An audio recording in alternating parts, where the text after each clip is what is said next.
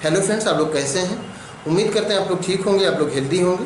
Friends, आज एक question है कि एसेक्सुअल रिप्रोडक्शन के एडवांटेज क्या क्या होते हैं।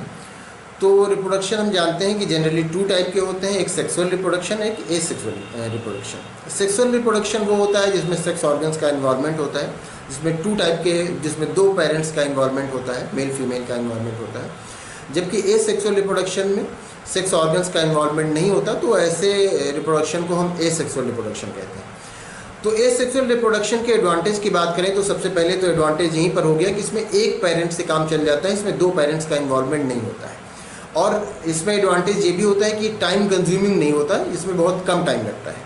सेक्सुअल रिप्रोडक्शन में ये होता है कि मेल फीमेल का इन्वॉल्वमेंट होता है, मीटिंग होती है, उसके बाद लंबा प्रोसेस होता है, उसके बाद नेक्स्ट जनरेशन उसमें आती है, रिप्रोडक्शन होता है।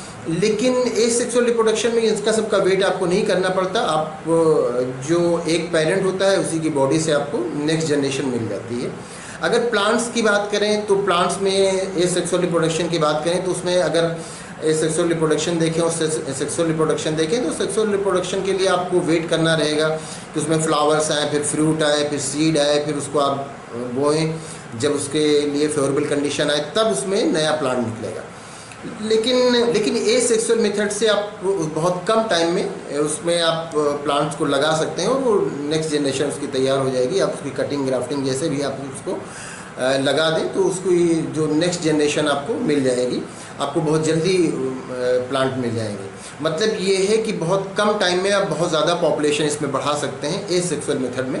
और सेक्सुअल मेथड में आपको टाइम कंज्यूमिंग होगा, एनर्जी कंज्यूमिंग होगा।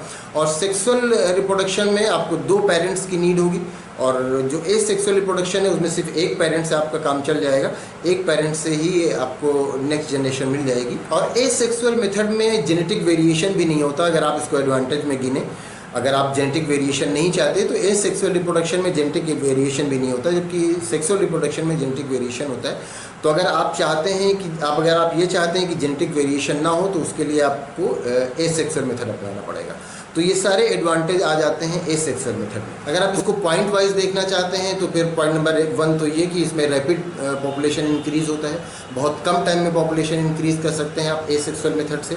पॉइंट नंबर 2, इसमें एक ही पेरेंट की नीड होती है, तो ये भी इसका एक एडवांटेज हुआ। पॉइंट नंबर 3, इसमें टाइम और एनर्जी बहुत बचती है। और पॉइंट नंबर 4, ये सेक्सुअल रिप्रोडक्शन से आप अगर कंपेयर करें तो बहुत फास्ट होता है। सेक्सुअल रिप्रोडक्शन में बहुत टाइम लगता है, जबकि एसेक्सुअल रिप्रोडक्शन उसके कंपैरिजन में बहुत फास्ट होता है।